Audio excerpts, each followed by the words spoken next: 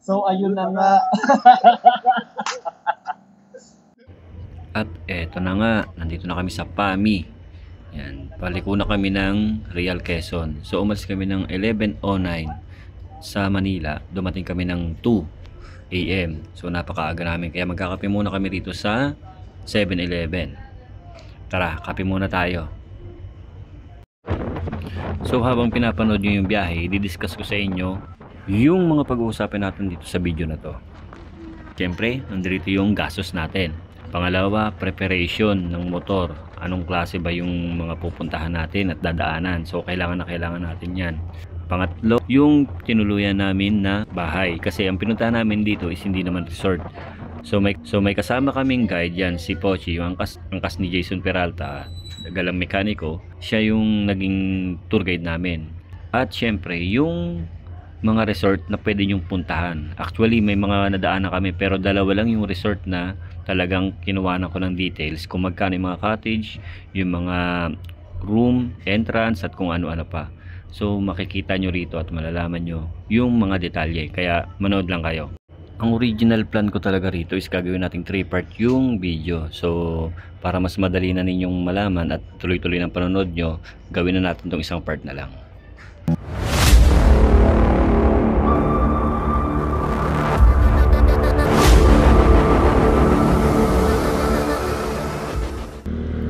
Dumating na nga kami sa pier. So ang masasakyan namin is second trip na. Ang first trip ay yung nakikita nyo sa bandang kaliwa. Yan ay passenger lang, hindi to sila nagsasakay ng motor. So itong second trip is 5:30 po alis. Yun namang first trip is 5 AM siya alis. So yung passenger lang, kung wala kang dalang motor, 250 lang yung bayad kapag papunta ka ng Pulilio. So pagpasok mo ng terminal, magbabayad ka muna ng 25 pesos or 20 pesos para sa terminal fee. So dito sa sasakyan namin Roro, ang bayad mo lang dito is 500 kasama na yung motor. So libre na yung passenger. Yan daw yung promo nila. Ito. May wala yan. Pag nawala yan, makakababa. Pag nawala to, ano ako, gagawin akong crew dito. Gusto mo ba ng trabaho? Crew ah. At yan, time check na nga tayo, mag-aalas 5 na. So malapit na umalis yung first trip. 5:30 pa ang alis itong nasakyan namin Roro. 5:30 second trip. Ayan yung mga tao. So nakapesto kami rito na maganda kasi wala pang tao kanina nung dumating kami. Kaya mas maganda talagang dumating dito ng maaga. At ito na nga, bagsak na kagad yung isang kasama ko. Yan ang sinasabi ko, kahit na maaga kang dumating dito, makakapagpahinga at makakatulog ka kagad. Alas 5 na kaya umalis na yung first trip. So passenger lang yan, hindi yan nagkakarga ng mga sasakyan. Kung may dala kang sasakyan, dapat doon ka sa second trip na 5:30 ang alis. Umaga na, magang kay ganda. Anong view dun? Ayan. 3 lang ang natuloy. Ayaw. So si Dab, nasa ano yata tayo, nasa 8 dapat 10. Isa amin lang. Ito na eh. Maandar na yung barko. Ay! Ano ba to? Roro. Baroro, ano? Baroro. So, nandito na nga kami sa Pulilio Island. Saktong alas 8 kami dumating. Umalis kami ng 5:30. So, ang biyahe niya is pumapatak ng 2.5 hours. So bago ka makalabas dito, magbabayad ka uli ng terminal fee na 20 pesos. Yan, naniningil si Kuya ng 20 pesos na terminal fee. 20 lang po, sir. At nakabayad na kami. Siyempre naman, di mo makakalimutan magpa-picture dito sa I Love Pulilio. Isa tong magandang remembrance na tayo yung nakapunta sa Pulilio Island. I love Pulilio. Kamila ka. Picture muna kami. Ayan o, mabuhay Pulilio Quezon. Mabuhay. Yeah. Kain muna tayo. Oo, kain muna tayo. Karinderyahan. Oo. At pagkatapos namin ng kumain, lumarga na kami. So ang gagawin natin ngayon is iikutin natin yung buong Pulilio Island. Actually, hindi namin maikot yung buong Pulilio kasi hindi pa gawa yung mga kalsada sa ibang lugar. So halos kalahati lang ng Pulilio Island yung aming naikot. So may una tayong pupuntahan dito na napakaganda nung view. Kitang-kita mo yung mga island. Yun ang pupuntahan namin. Kaya larga muna tayo. Samahan nyo kami. And let's go! Bali ang nangyari nga pala dito sa biyahe namin. Imbis na dumiretso kami ng beach, inuna muna namin yung kabilang way. So ibig sabihin, imbis na papunta na kaagad, umikot muna kami. So ito yung kalsada ng papuntang Bordeyos. Pero kung didiretso na kayo ng swimming sa mga beach, hindi na kayo dadaan dito. So, dito sa biyahe na to, inabot kami ng mga 3 hours. Mamaya, pagkatapos ng video na to, ipapakita kung gaano kalayo yung aming binahe. Nakaset naman yung trip ko, kaya makikita nyo kung gaano kalayo yung binahe namin. So, yung unang pupuntahan namin, tandaan nyo na lang yung hihintuan namin dito. Kasi hindi ko rin masyadong alam yung lugar at walang nakalagay kung anong lugar to. Pero dito sa lugar na to makikita mo yung mga island. Hindi naman lahat pero ang daming island na makikita. So tandaan nyo na lang yung hintuan namin.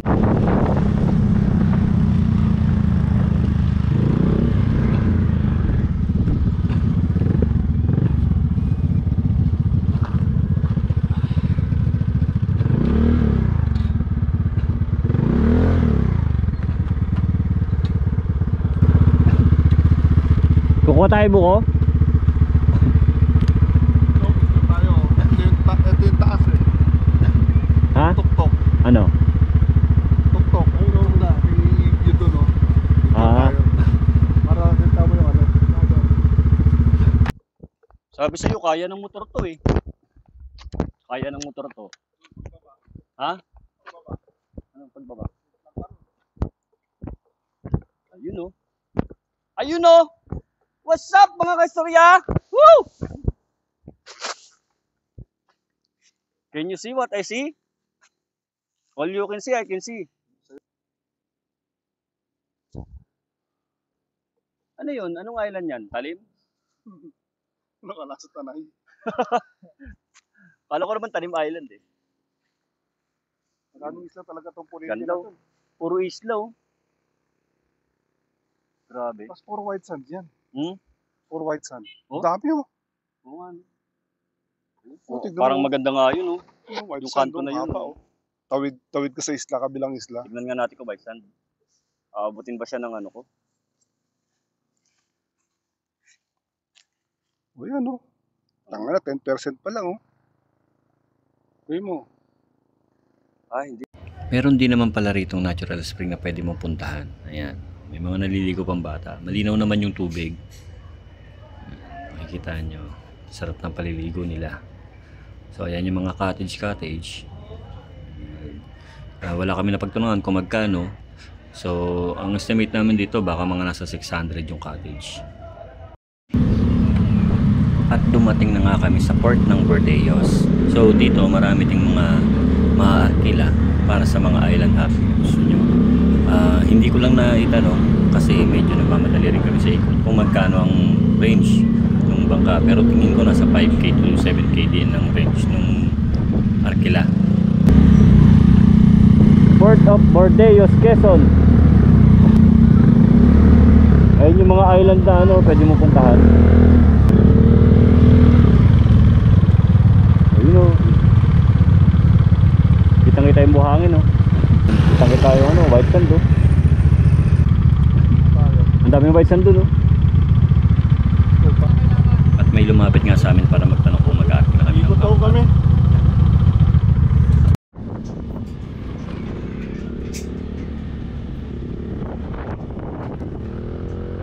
At tinuloy-tuloy na nga namin ang biyahe namin. So ulitin ko, ito pong daan na to ay galing ng Bordeyos. Kami po ay umikot. Ngayon kung didiretso po kayo dun sa beach, hindi na po kayo dadaan dito. Pero ang kalsada pong dadaanan namin ay wala pong pagkakaiba sa kalsadang dadaanan ninyo kung sakaling didiretso kayo doon sa may beach. So ano-ano nga bang klaseng mga kalsada ang meron dito? Tingnan natin. Kung mapapansin nyo nga, sumisenyas ako rito ng balik or ikot. Kasi nga may kasalubong kami tricycle. May mga kalsada kasi ritong hindi kakasya yung mga tricycle at motor kung magsasalubong. So kung makikita nyo, umatras ako rito dahil may part naman dito na pwede kang gumilid para mauna na yung tricycle.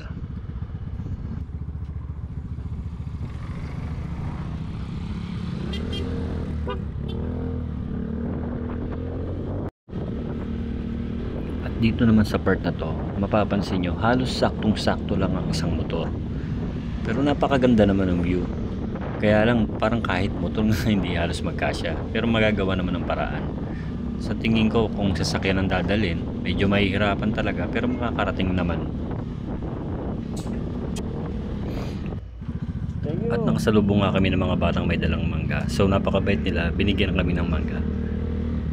Dito naman sa part na to makikita nyo yung pinakamahirap na parte ng daan. So dito yung kalsada kasi halos puro buhangin. Para siyang putik na natuyo na napino. At pag nagkamali ka ng kahit kaunti, sigurado mag-i-skid ka. Kaya kung mapapansin nyo, sobrang bagal ng takbo namin. Kasi konting pagkakamali mo lang, pwede kang tumumba o sumemplang. Kitang-kita nyo naman yung gulong kung ganong nahirapan umahon.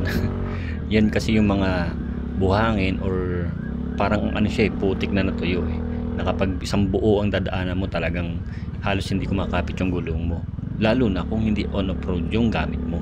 Kaya sa tingin ko, pabor dito yung gulong ng mga ADB.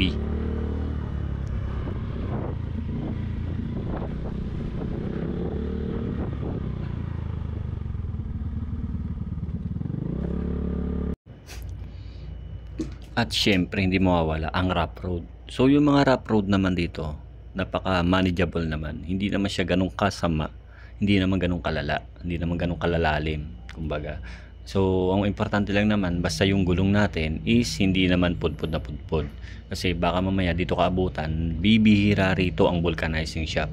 Napakahirap dito. Kaya ang pinakamagandang advice ko talaga is magbaon kayo ng sealant yung may kasama ng hangin. Kasi kapag naplatang kayo rito, mahihirapan tayong humanap ng vulcanizing shop.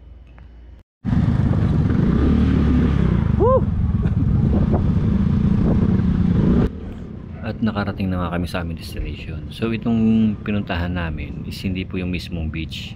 Ito po ay place po ng tiyuhin ni Pochi. Yung pong bumaba nakasama namin. Siya po yung nagsilbing tour guide namin. Pero yung mag-asawa, nung nakausap namin, nagbabalak na rin silang gumawa ng mga cottages. So para sa mga information na gusto nyong malaman, pwede nyo kontakin si Pochi. Ito yung kanyang Facebook page.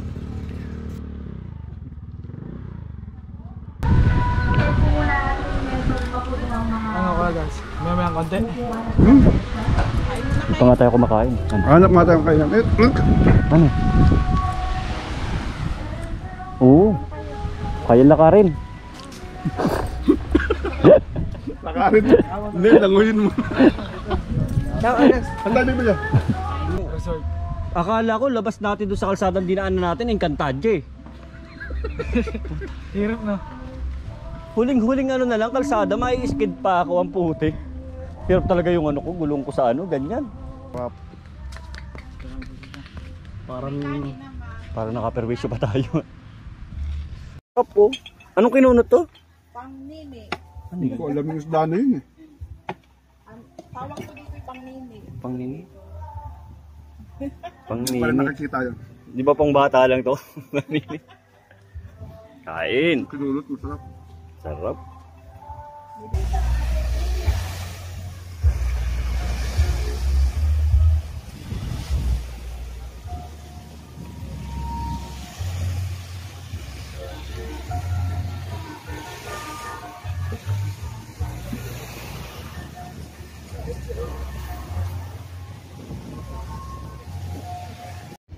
At eto na nga, may dumating na bagong huling isda, sariwang-sariwa po yan. So yan, mamimili na nga po si Jason ng aming uulamin. So ang mangyayari niyan, ulam lang, hindi kami magkakain sa hapunan. Grabe, nakikita niyo yung dami na yan.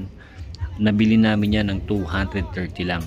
Parang nasa 1.8 kilos siya.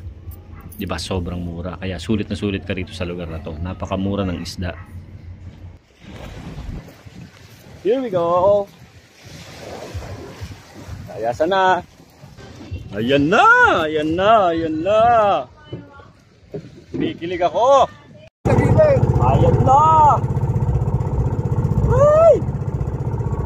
Tara kami! Welcome! Tara kami! Ano yung pangalan nun? Bulong kokok. Talong Kokok. Mga pangalan dito. Mga tao, nakaluluhan.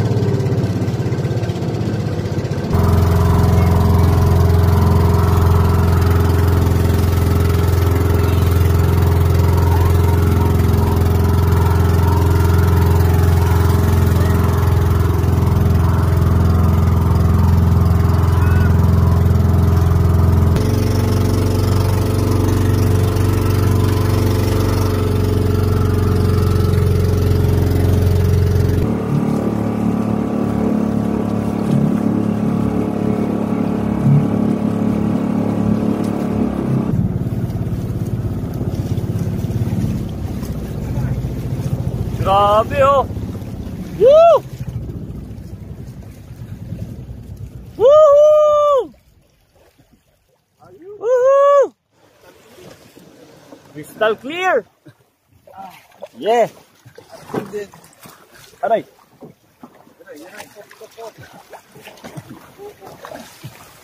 Welcome to... Ano nga ulit? Mungkokok! Ano ba tawag dito? Island? Oo, bulong kokok nga. Pulong Kokok Island. Ay, Pulong Kokok. Pulong Kokok. Ayun oh. High tide na kasi, pero kung hindi pa high tide yan. Ayun oh. Ang linaw oh. Ang linaw ng tubig. Grabe oh. Kita kaluluwa. Ayun oh. Marami na naglakad dito. Sa may mga nanggaling na rito. Grabe oh. White sand! Yeah, yeah. Ayun oh. Mahabang ano sana yun oh. Malalim na kasi no. Mahabang sandbar sana yun. Yung nasa unahan. Sandbar yan. Ano nga ahas dyan? So, ayun na nga. So ayun na nga. Dito na kami. Chong. Pulong Kokok. Pulong kokok. Bahala na kayo. Nakarating na kami. Ano yan? Next year na lang uli. Yeah. Grabe. Tapos may walu-walo no. Dito, mapicture ko dito. Ganun, walo-walo ko arrested. Ay, sa bato. Ayun o. Oo nga no. Ayun no. Huwag nyo nang galawin. Ayun o. Yun naman natin gagalawin eh. Yun may walu-walo. Actually ano siya, pahingaan siya ng mga... Eh, sa ulo mo, meron din. Sa ulo mo. Saan? Wala naman na. Aray ko, puta na. Visit ka. Kaya Ayan. nga meron eh. Ayan o. Ayun. Ayan. Hindi mo, iniwan nila yung basura nila. Ayun o, walu-walo. Aha. Kaya ingat-ingat kayo rito kasi may mga walu-walo rito. Pagka kayo nadali ng walu-walo, siyam siya mga abutin nyo. Picture na picture. So nandito tayo ngayon sa Pulong Kokok. Actually, ang history nito, dati itong manukan. Kaya siya naging kokok. Dati mano ko na. Puro kokok kung maririnig mo rito eh. Kokok! Kokok! Puti ho. Ano mo to? Mag-uwi ako sa bahay. May aquarium ako eh. Pahuli na ako rito ng ano. I love you, Philippines! What's up, mga kaistorya? Woo! Sayo ano rito? Mga 20 minutes, no? 20 minutes. 20 to 30 minutes from dun sa pinanggalingan namin sa barangay Langoyin. Langoyin. Papunta rito.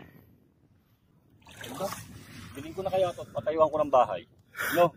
Laging baha ang bahay niyo dito. Nilagay sa tuktok. Oh, ang agad niyan pagka may bagyo. No. Picture na, picture. Picture na tayo. Stop ko. 1, 2. Oh. Oh, game. Taka na. Pare-pareho yung tsura natin ha. Magkakamukha na tayo dyan ha. O, 1, 2, 3. Oh, 1, 1, 2. Okay na.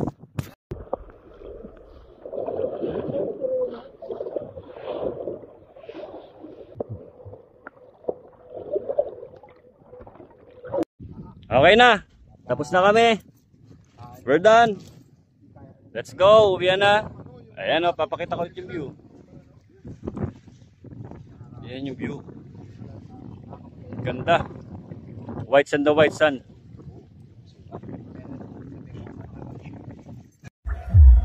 Yan, set na.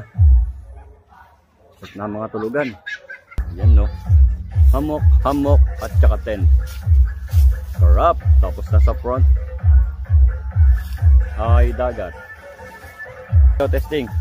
Tingnan natin kung tatumbling. Hop. Ayun no. Naman talaga naman oh. Sarap buhay ah.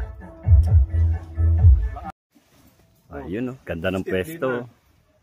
Our dinner is Sinugba. saan yung kinilaw? Ba't tinatakpan mo yung kinilaw? Oh. No rice yan. Oh, dinner pang mayaman. Ayun oh. Panis. Hindi kaya. Oh. Pakain mo. At ganitong klase ng isda ang pwede mo makain dito. Kitang-kita, buhay na buhay oh. Ang laki. Laki oh. Hindi ko natanong kung magkano eh. Pero nasa 3 point something kilos yung isda, yung lapo. Sarap niyan. 3 kilos. Wala, ito lang almusal namin oh. Fresh na daing. Grabe oh. Oh, sarap.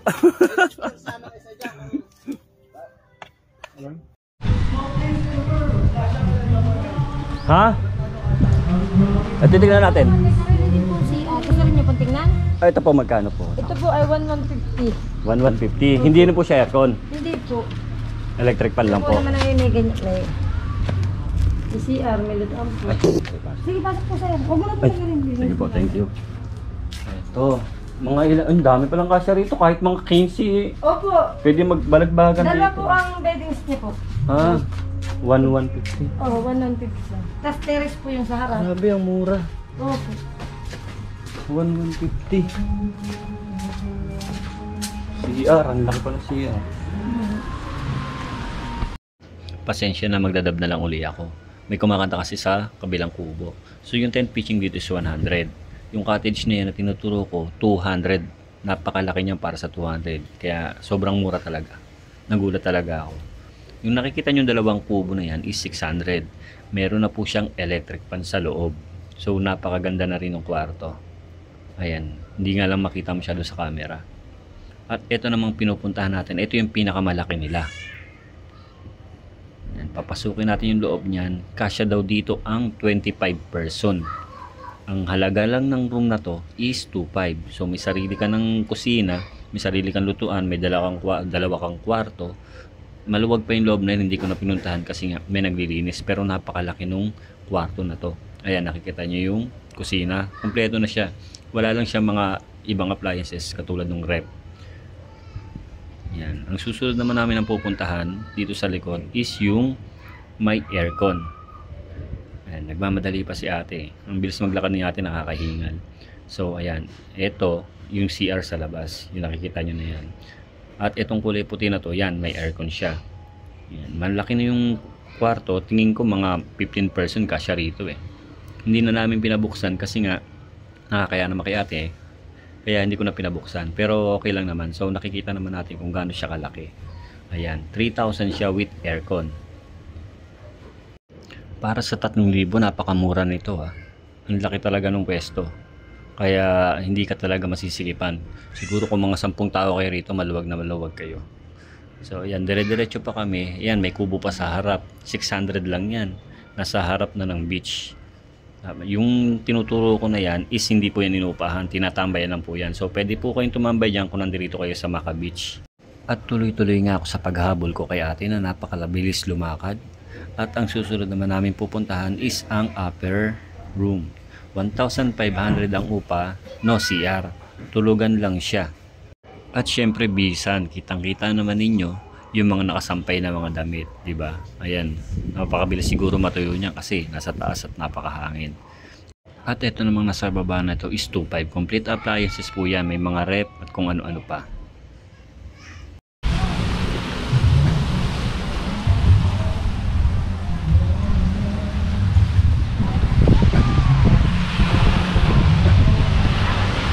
Grabe oh.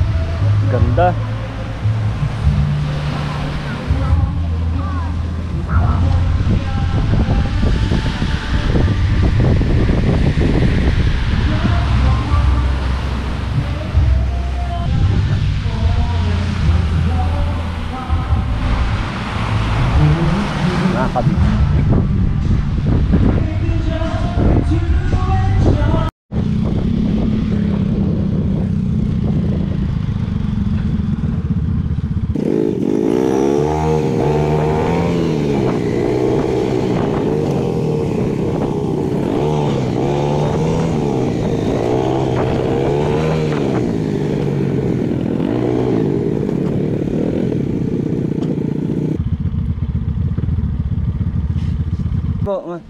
magtatanong lang po kami.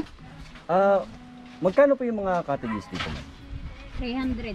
300 po yung nasa tapat. Oo. Yung mga kubo-kubo po.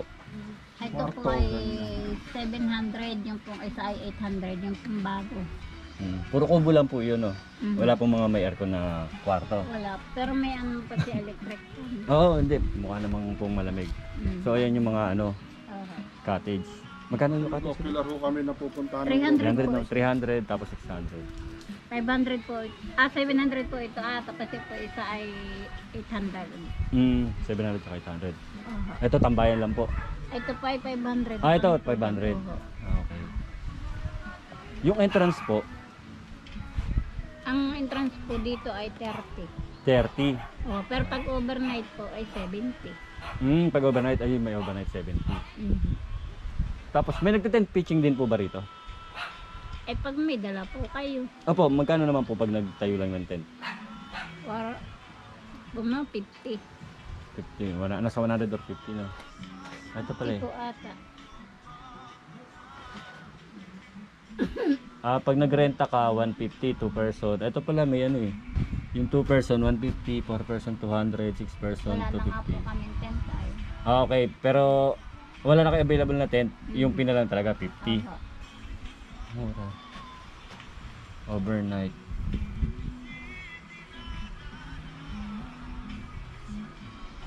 Small cottage, big 700. Tignan lang po namin yung ano. Nag-color lang po kasi kami ng basta. Totoo lang.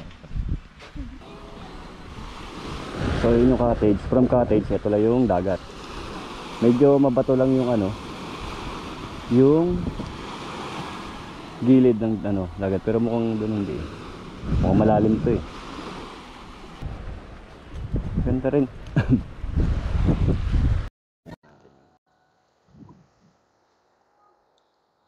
Yung paligid.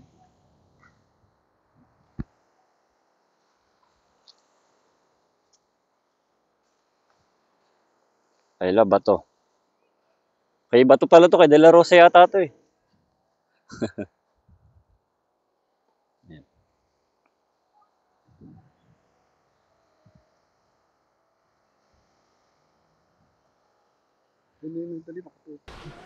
May contact number po ba sa ano? Wala. Tignan mo, may contact number dyan. Binibigay lang po namin yung Sige number po. po Ano namin. na lang po yung number. Kunin ko na lang po yung number. May mga bilihan din ho dito ng pagkain, mga isda. Oo, kailangan bumili pa dun sa ano. Dito po sa barrio meron. Pero pwede rin po magpaluto rito. Oh, pwede po. Ayun, pwede. Kunin ko lang po yung number. Naalista mo yung ano, yung range nila ng mga kwarto, Ayun. cottage. Ayun. Pinitsura mo na to. 09 63 63 60 255 29. 63 602 5529. Ano pong name? Laling po. Sige po, thank you po, ma'am.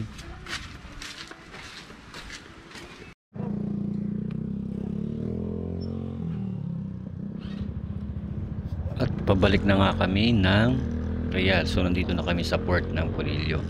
So dito ipa-flash ko na lang yung rate nung Roro na sasakyan namin. Nakalagay na rin dito yung schedule ng Roro kung anong oras yung kanilang alis. Basta yung additional lang dito is yung terminal fee na 20 pesos. Bali dito hindi nakalagay yung per ng motor kung magkano. Dito ang babayaran mo is 500 din. So ang mangyayari 300 sa person plus 500. So 800 ang magiging bayad mo in total kung mag-isa ka lang.